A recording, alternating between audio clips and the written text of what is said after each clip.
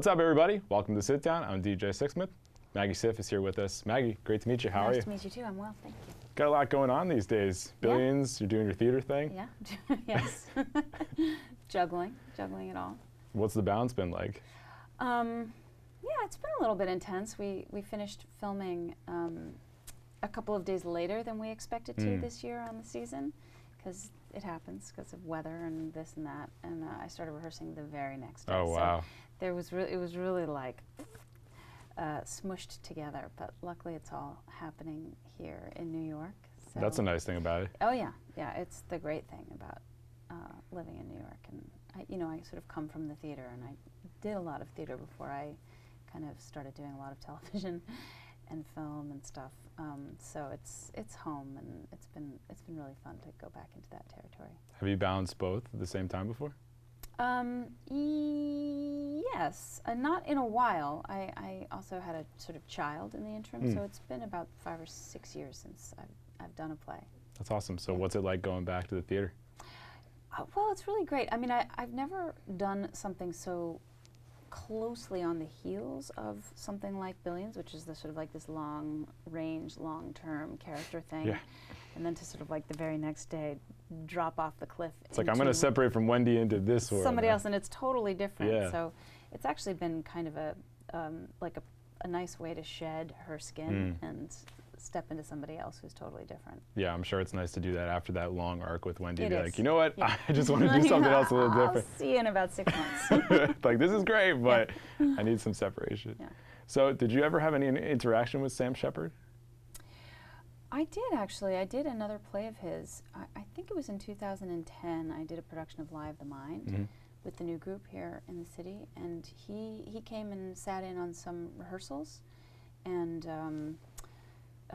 saw us through some of the process of working on that play, and he was lovely. He was very intimidating to meet him, because he's such an icon, and we were all very worshipful, and Of course.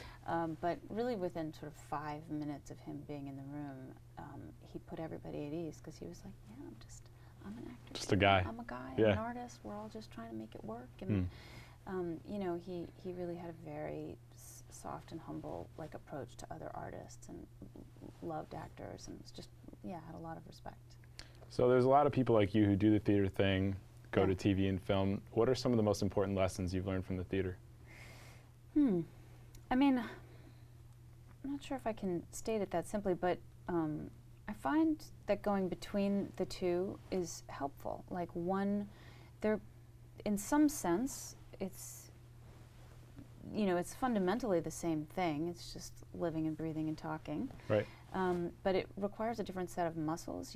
Theater is a lot more extroverted. You're reaching a whole room full of people, as opposed to sort of performing for the microscope of the camera. That red light, yeah. That whatever it is.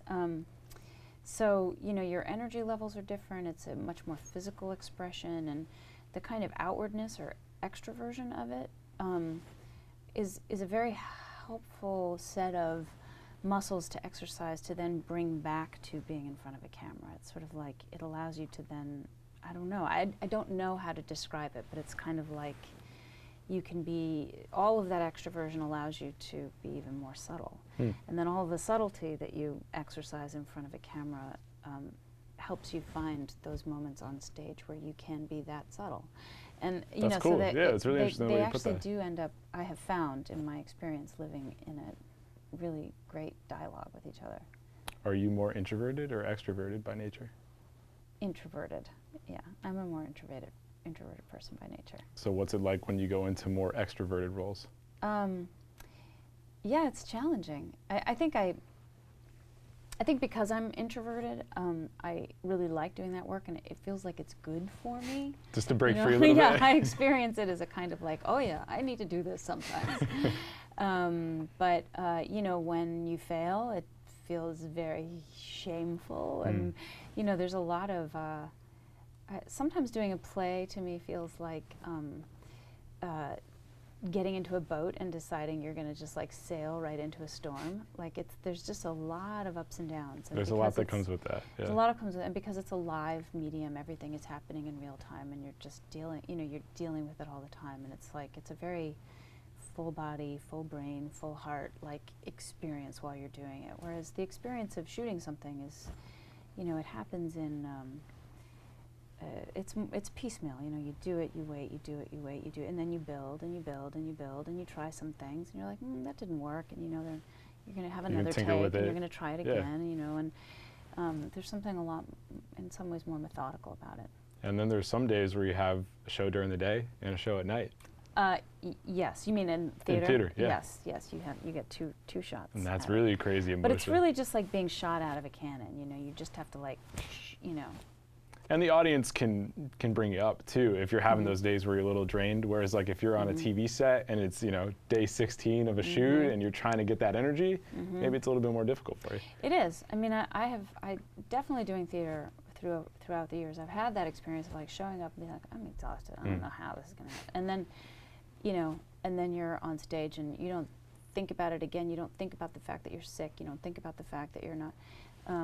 But when you're on set and you're at hour 12 or 14 and you're not feeling well, or you're exhausted or whatever, or you're falling asleep, it's the middle of the night, it can be a lot harder. Definitely. Yeah. So take me back a little bit. Billions is first put in front of you. You see Koppelman and Levine, they've done movies before, haven't really done the TV thing. What intrigued you about the project and just about Wendy as well? Yeah, I mean, I knew that Paul and Damien were attached to it, and that was really exciting to me. I was really interested in Brian and Dave as writers, and the character was just she's so complicated, and she has this home life, she has this work life, she has this marriage that looks like one thing on the surface and is something underneath the surface. So she was just sort of super multi-dimensional, and she existed in so many different spheres, and that felt different to me. Good challenge, right? Oh yeah, no, really, really, really exciting and different. What's been most surprising about the way the character in the show has stuck with some people out there? I don't know about surprising. I mean, I guess I'm a little bit gratified. I feel like she really speaks to a lot of professional women. I agree. Yeah. There's like I don't think I maybe necessarily would have anticipated that. A lot of women come up to me and are like, I love the way she just bosses all those men around. And they really like relate to this woman who walks in and sort of quietly pulls strings and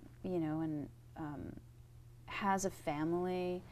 But there's nothing in the telling of our story that's about Wendy being in conflict with the fact that she's a mom and being super powerful and having a job and everything else. It's all very, she's very unapologetic about who she is and the power she wields and the influence she has. And I think that's why a lot of women can relate to it, because it's just real. Whereas like that storyline you mentioned, it's kind of been done over and over again. Yeah, it has. I mean, I don't think that storyline is a worthless storyline. No, it's a good storyline. I think there's a lot. I mean, I'm a working mother, Absolutely. and I'm well. It's like maternal guilt and everything else is like it's real. It's a real thing. Yeah.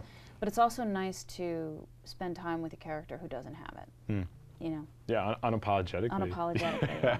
Definitely.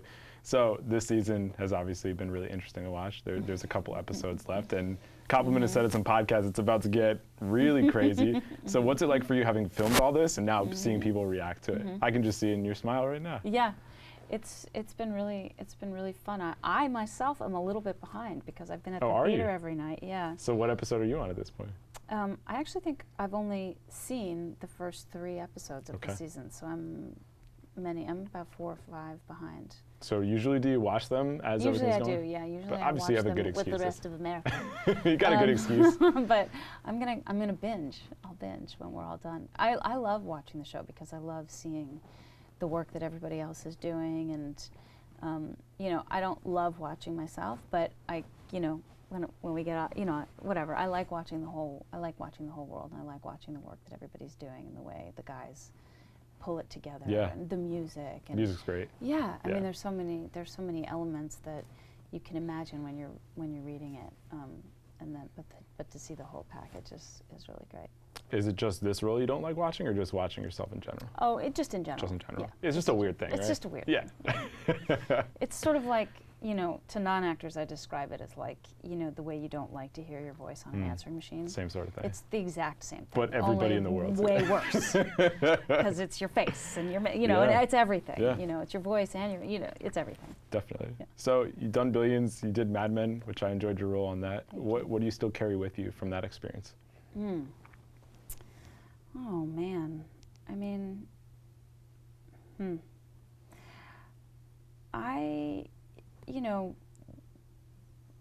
she was a really brilliant and kind of heartbreaking character. Yeah. I just loved her. I loved her sophistication and her inner sort of conviction about what she wanted, and then ultimately what was right and what was wrong. And I loved that in that series she walked away. Right. Like she was one of the only people who could sort of actually see through Don Draper and decide, like, no. So in a weird way, she's, I don't know, she's kind of like a hero. I mean, Yeah. in my mind, No, like, I mean, you compare that character to some of the other women on that show, and Rachel definitely stands out. Yeah, she does, and I loved how stylish she was, and that was a great wardrobe with that time period. She reminded me of one of the things that I loved about working on that show, was that she reminded me of like old pictures of my grandmother and that sort of generation of women who lived in New York and were very sophisticated and put together and came from immigrant families and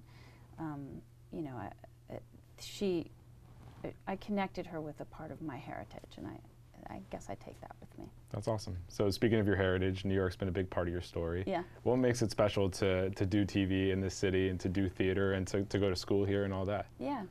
I mean, when I was working on Sons of Anarchy, I kind of lived in LA mostly, and I really loved that change.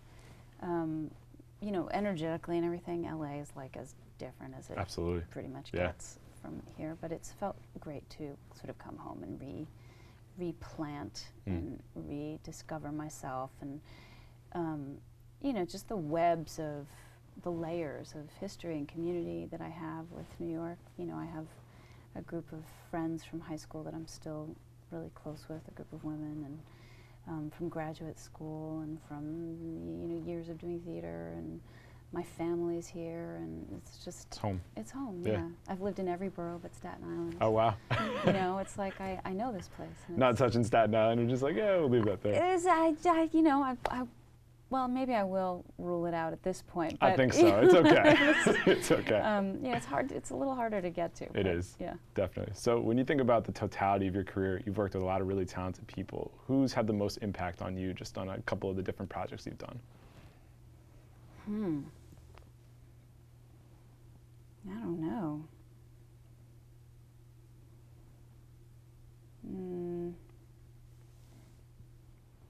I mean,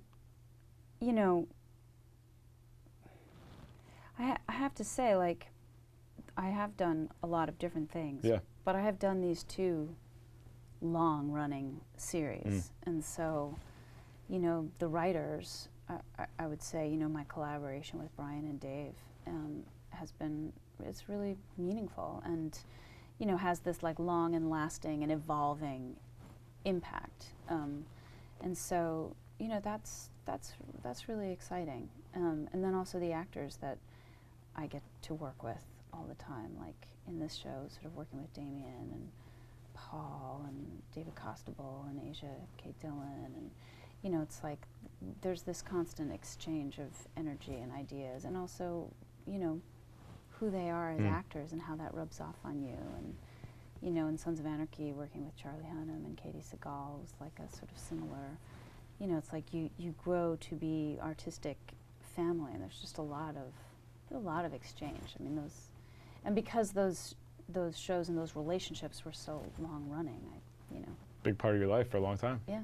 And it's funny, whether it's you or Paul or Damien, like people who have been in different roles in their career, like you watch Damien do Brody in Homeland, and then here he is doing Axe, or just Paul with his roles. Like, it's amazing to see the versatility that you guys all have. So how do you develop that as an actor over the years? I mean, I think everybody has a different approach. I like to read things and watch things and, and meet people, who do, when we first started working on this, I met with a couple people who do things that kind of vaguely resemble this. I talked to Tony Robbins, who was a big inspiration for the character, and I talked to some dominatrixes, and there's like lots of different people. There's lots of different kinds. I had a you wide really had to approach. Diversify, yeah. Yeah, I had to diversify, and that's a really fun. That's a fun part of researching a role, is all the different people you get to meet and talk to, and how generous they often are with, sharing stuff about their life, and you take a little bit here and there. But it's no one thing. It's a conglomeration of a lot of things, and then it's just a lot of like your own instinct and imagination, and then you take all that, you sort of mix it in the pot, and then you start playing with somebody who's brilliant, and suddenly something else comes out, and that's what it is. Dominatrix and Tony Robbins. I don't think there will never be that combination again. What did you learn from Tony when you talked to him? What did we talk about? He did some visualization exercises with me on the phone. We talked about. I asked him some questions about like what it was like to work with people who were hugely powerful and hugely wealthy, and I was curious about how he felt working with people who had such privilege. And it was one of the questions that I came into the show with, like, if this person is so profoundly brilliant at what she does, and like, why isn't she like helping people who need more help than right. rich guys? And so I asked him some questions about that, and he talked a lot about like, what it meant to help people come into their best self, and the philanthropy that could sometimes result from that, and sort of the certain exchanges. So that's one part of it. What were the questions that you came in with the dominatrix for? Just a lot of curiosity about the lifestyle, and I'm sure you're learning about a whole new world, right? Yeah, it is. Yeah. It's a world, and it's and what the relationship is of power and exchanges of power, and what's hard and what's tender about it, and for some people, that practice is an act of love, and so we had a lot of questions about that, and got some answers, and just one of the many layers of that show. One of the many layers. Yeah. So Maggie, whether it's on the stage or on the screen, when people check out your work, what do you want them to think about the actor that you are when you're doing these roles? What do you mean? What do I like? Well, when people watch you, because some people say, I want them to focus on the character. What do you want people to think when they see the body of your work? What are you trying to emote? I mean, I just want them to see complex human beings, complex, messy, interesting, fallible, funny human beings. My hope is that a person could look at the body of my work and be like, it's really interesting that the same person did all of those things. I agree. Yeah. Yeah, that's it. I mean, it's pretty simple. All right, perfect place to leave it. Maggie, thanks so much. Thank you. Why don't you tell everybody where they could check you out? You can check me out in season 4 of Billions on Showtime. All right, there you have it. That's Maggie. I'm a DJ. We'll see you next time here on The Sit Down.